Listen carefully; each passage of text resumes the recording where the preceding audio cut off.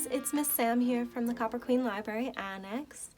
Today is Earth Day, and I wanted to celebrate by reading one of my favorite books called The Curious Garden. But first, I wanted to know what goes into a garden.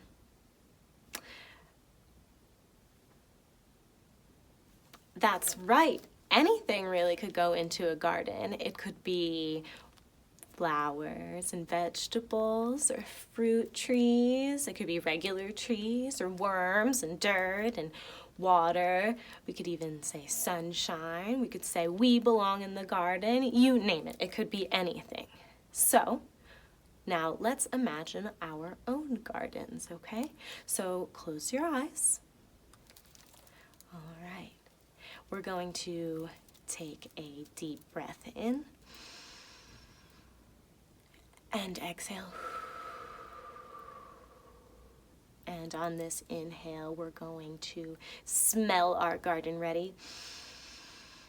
What does your garden smell like? Mine smells like grass and flowers and wet soil. What does yours smell like? That's very nice. All right, now we're going to take another deep breath in.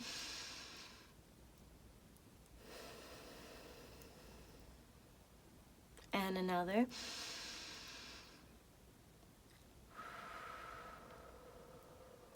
And on our nice relaxing exhale, what does it feel like to be in your garden? Let's think about that again. What does it feel like? Breathe in.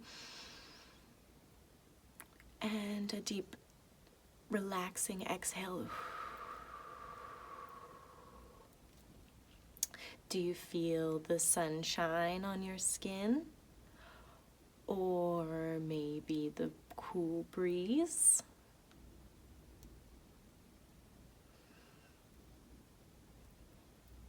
Maybe you feel the soft flower petals?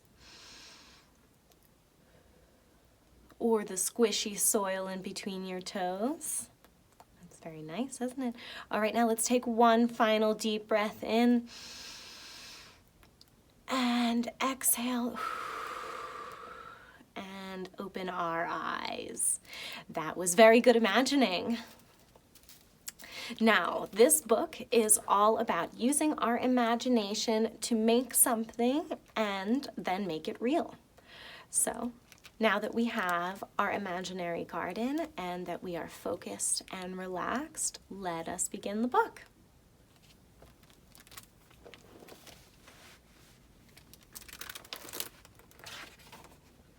The Curious Garden by Peter Brown. There once was a city without gardens or trees or greenery of any kind. Most people spent their time indoors. As you can imagine, it was a very dreary place. I bet we're all spending our time indoors a lot right now. Let's count all of the smoke that we can see, okay? 1, 2, 3, 4, 5, 6, 7, 8, 9, 10, 11, 12, 13, 14, 15, 16, 17. And a little guy with an umbrella. However, there was one boy who loved being outside. Even on drizzly days, while everybody else stayed inside, you could always find Liam happily splashing through his neighborhood. It was on one such morning that Liam made several surprising discoveries. He was wandering around the old railway, as he did from time to time, when he stumbled upon a dark stairwell leading up to the tracks. The railway had stopped working years ago, and since Liam had always wanted to explore the tracks, there was only one thing for the curious boy to do. What do you think he wants to do? Let's find out. Liam ran up the stairs, pushed open the door, and stepped out onto the railway. The first thing he saw was a lonely patch of color. Wildflowers and plants were the last things he expected to find up there. But when he took a closer look, it became clear that the plants were dying. They needed a gardener.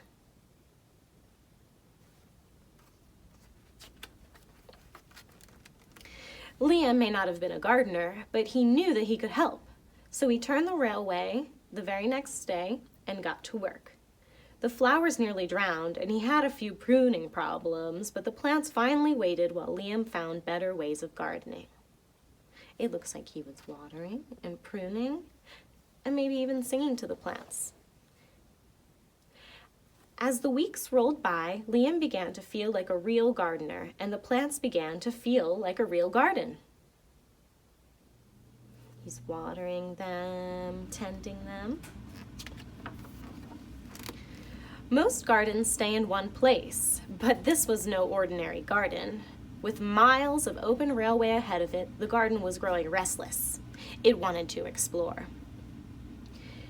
The tough little weeds and mosses were the first to move. They popped up further and further down the tracks and were closely followed by more delicate plants.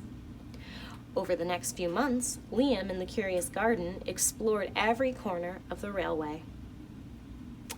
It looks like there is a path here. I guess he'll follow the path. Let's find out where he goes. It looks like he's in the sky. What do you see around him?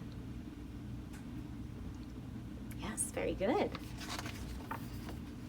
Where is he now? Maybe under a bridge? You see the garden is following him.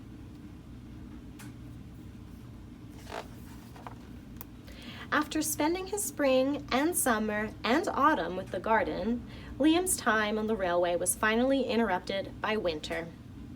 Heavy blankets of snow fell in the city that season, and for the first time since he'd become a gardener, Liam could not visit the plants. How do you think that made Liam feel? It looks like maybe he wishes he could be with the plants. Rather than waste his winter worrying about the garden, Liam spent it preparing for the spring. Look at that, it looks like he's studying and he's reading. What's that? That's right, it's a book. And after 3 cold months, the snow finally began to melt, and Liam rolled his new gardening gear over to the railway. What's that? He's bringing his book he was studying and a bunch of new tools. And maybe he's wearing a hat for what? To protect himself from the sun. Winter had taken a toll on the garden. Look at that. What is that? What color is that? Yeah, it looks a little bit yellow. But thanks to Liam's planning, his new handy tools, and a little help from the sun, the plants soon awoke from their winter sleep. There he goes again, watering, pruning, singing. He's got a little friend to sing with him now. Do you see? Yes, the little birdie. The garden had always wanted to explore the rest of the city, and that spring it was finally ready to make its move. Once again, the tough little weeds and mosses set out first. They popped up farther and farther away from the railway and were closely followed by the more delicate plants. Where do you see the garden spreading to? Before it was just on the railway, right? And now where? It's on top of houses. The garden was especially curious about old, forgotten things. What is that? An old truck? There's flowers growing out of the cracks and the bricks. And that's Liam watering. A few plants popped up where they didn't belong. Uh-oh, looks like there's some vines on the stop sign. And maybe on the fire hydrant too. Others mysteriously popped up all at once. Oh, who's that? Somebody in disguise. Who do you think that is? Maybe he was leaving flowers for the old man? But the most surprising things that popped up were the new gardeners. Look at that, all of these people. Do you see them all? Can you point to them for me? And look, all of his little friends are lining up.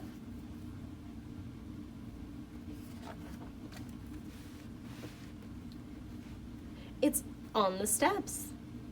And there's people in the park. There's even lily pads. And what's that? It looks like a crane fishing. In between buildings and on top of old water tanks. Many years later, the entire city had blossomed, but all of the new gardens, Liam's favorite was where it all began. That's right, here's where the old garden was. Look at that little tree, look how big it is now.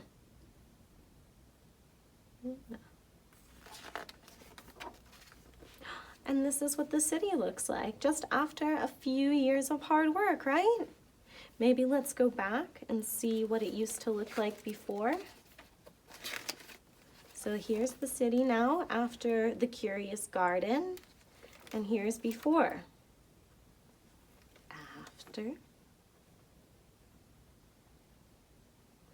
and before.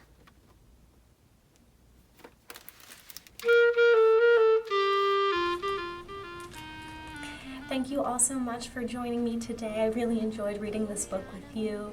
Gardening is one of my passions, and if you would like to start a garden of your own and you need some seeds, please follow along to our link here. This will bring you to our website, copperqueenlibrary.com, where you can sign up for a seed subscription.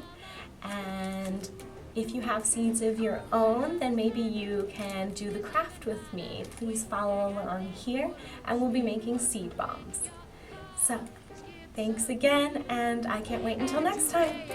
Find your feet. Just look up to those stars.